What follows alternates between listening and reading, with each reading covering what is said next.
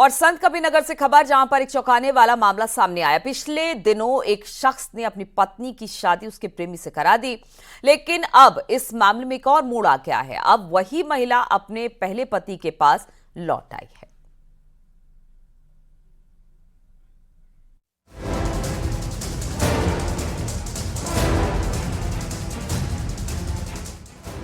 पहले पति अपनी पत्नी की बात मानता है, उसकी शादी उसके प्रेमी से भी करवा देता है।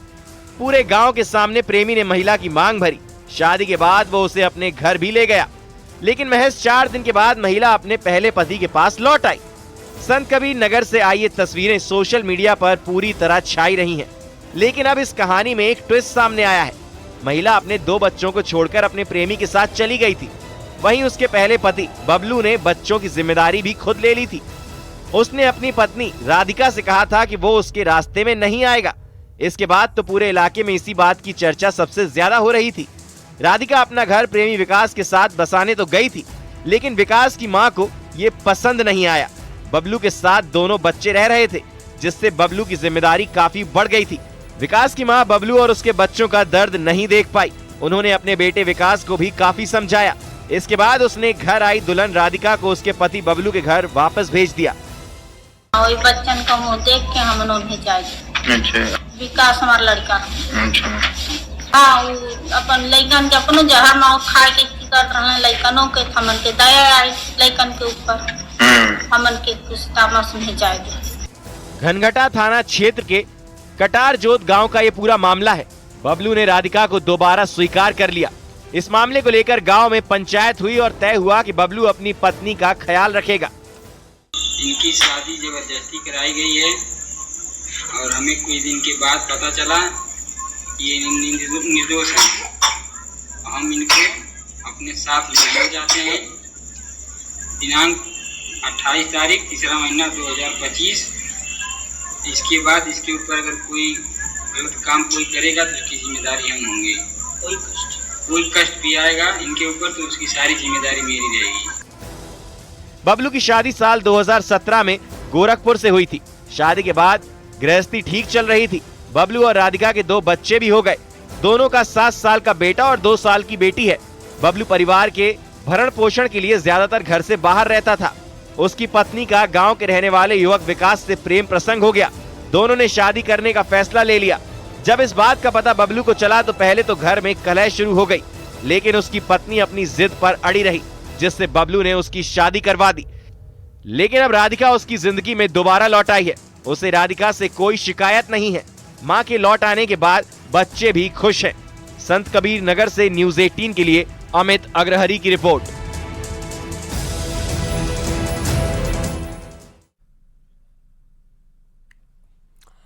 औरंगजेब की कब्र वाला विवाद आरएसएस को भी मंजूर है और अब तो महाराष्ट्र सरकार की तरफ से भी बड़ा बयान आ गया। संकेत ऐसा कि छत्रपति संभाजी नगर में मौजूद औरंगजेब की कब्र नहीं हटाई जाएगी, लेकिन औरंगजेब और उनकी कब्र का महिमा मंडन भी बर्दाश्त नहीं होगा। देखिए जरा ये रिपोर्ट।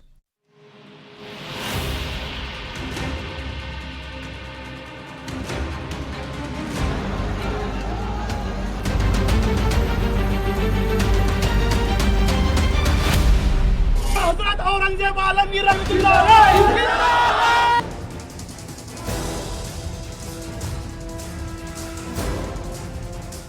फिल्म छावा से उठा औरंगजेब का मुद्दा।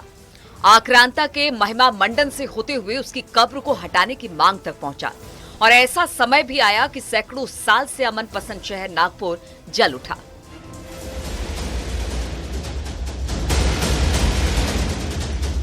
नागपुर में हिंसा की साजिश की जांच जारी है, लेकिन औरंगजेब की जिस कब्र को लेकर ये तूफान उठा था, उस पर राष्ट्रीय स्वयंसेवक संघ की ओर से 2 टूक संदेश आ गया है। औरंगजेब की कब्र वहीं रहनी चाहिए जहां पर वो है। उनकी वहां मृत्यु हुई, उनकी कब्र वहां बनी हुई है। जिसको श्रद्धा है वो जाता है। अब श्रद्धा किसको है किसको नहीं वो तो मैं नहीं जानता हूँ, और इसलिए जो है वो है। हमारे यहाँ की परंपरा में मृत्यु के बाद हम उसकी ज्यादा चिंता नहीं करते। उधर महाराष्ट्र सरकार ने भी यही संकेत दिए हैं कि छत्रपति संभाजी नगर में मौजूद औरंगजेब की कब्र को हटाया नहीं जाएगा।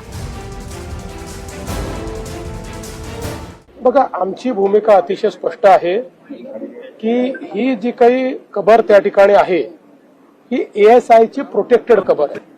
त्यामुळे आम्हाला औरंगजेब आवडो का न आवडो, कायद्याने 50, 60, 100 वर्षापूर्वी त्याला त्या काळामध्ये 60 वर्षापूर्वी प्रोटेक्शन मिळालेलं आहे आणि म्हणून त्या ठिकाणी जे काही कायदा आहे त्या कायद्याचं पालन करणं ही आमची जबाबदारी आहे. हा हे मात्र निश्चित आहे, कुठल्याही परिस्थितीमध्ये औरंगजेबाच्या कबरीचं उदात्तीकरण, ग्लोरिफिकेशन आम्ही होऊ देणार नाही. से पहले भी आरएसएस की ओर से औरंगजेब के मुद्दे को तवज्जो ना देने की बात कही गई थी. Is Aurangzeb relevant today? Do you think the tomb should be moved? I think not relevant. Is Aurangzeb relevant today? Do you think the tomb should be moved? I think not relevant. जाहिर है जो इशारा मिल रहा है उससे तो साफ है कि क्रूर मुगल बादशाह की कब्र फिलहाल वहीं रहने वाली है. हालांकि ये चैप्टर अभी क्लोज नहीं हुआ है. Bureau report, news city.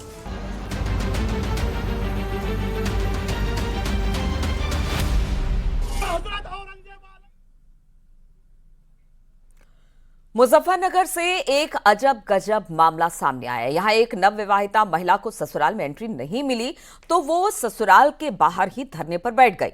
महिला ने ससुराल पर कई इल्जाम लगाए हैं.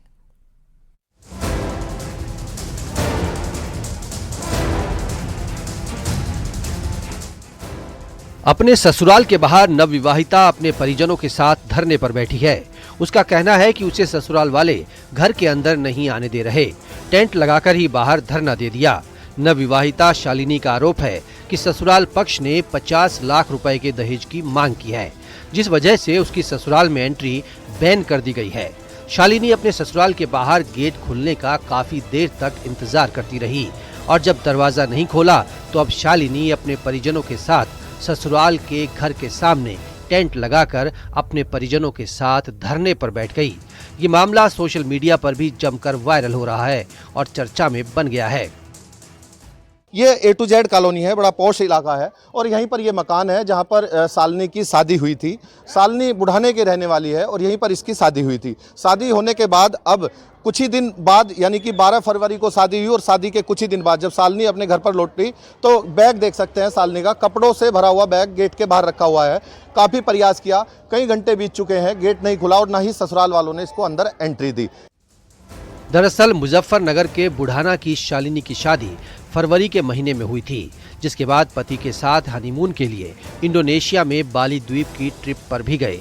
आरोप है कि वहां से लौटे तो पति का मन बदल गया और जब बहू मायके से ससुराल लौटी तो गेट बंद हो गया. शालिनी का कहना है कि उन्हें सगाई में शराब पिलाने की कोशिश भी की गई थी. घर वालों ने उनकी शादी बड़े धूमधाम से की थी, लेकिन उनके पति दहेज की मांग करने लगे. उन्होंने सपने में भी नहीं सोचा था कि उनके साथ ऐसा होगा.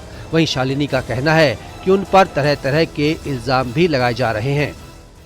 मतलब वही चीज़ें, सबसे पहले तो मुझे ये चीज़ जाननी है कि शादी और शादी करने की वजह और छोड़ने की वजह ये जाननी है. और फर्स्ट जो मेरे राइट है, मतलब एक दिन हो गया है मुझे, मतलब लड़की की भी तो कुछ सेल्फ रिस्पेक्ट होगी ना कि वो बाहर पड़ी है घर के. मैं तो ये चाहती थी कि घर में बैठ के फैसला हो, बट उन्होंने घर ही नहीं ओपन किया तो घर के बाहर तो चीज़ें वे अभी भी चाहते हो कि एक बार बैठ कर बात हो जाए. हाँ, घर के अंदर बैठ के बात हो, घर के बाहर ना बात हो. सूचना मिलने के बाद पुलिस भी मौके पर पहुंची. शालिनी और उसके परिवार वालों को समझाने की कोशिश हुई, लेकिन बात नहीं बन पाई. तो जाता हमारी बेटी अपने ससुराल चली जाए, अपने घर में अंदर चली जाए, वो कुछ चाहिए या कोई गलती हो मैं कारण बताऊं बस. हमें क्या है, कुछ नहीं बताया गया आपको? कोई कारण नहीं बताते, ना कोई बातें. कहीं मीटिंग हो ली आज कुछ कोई बात नहीं होती, ना ढंग से हमारा फोन उठाते ना बात करते हमारे से. शालिनी का कहना है कि वो अपने आत्मसम्मान की लड़ाई लड़ रही है. वहीं उसके ससुराल पक्ष की तरफ से इस पर कोई प्रतिक्रिया सामने नहीं आई है. मुजफ्फरनगर से न्यूज़ 18 के लिए बिनेश पवार की रिपोर्ट.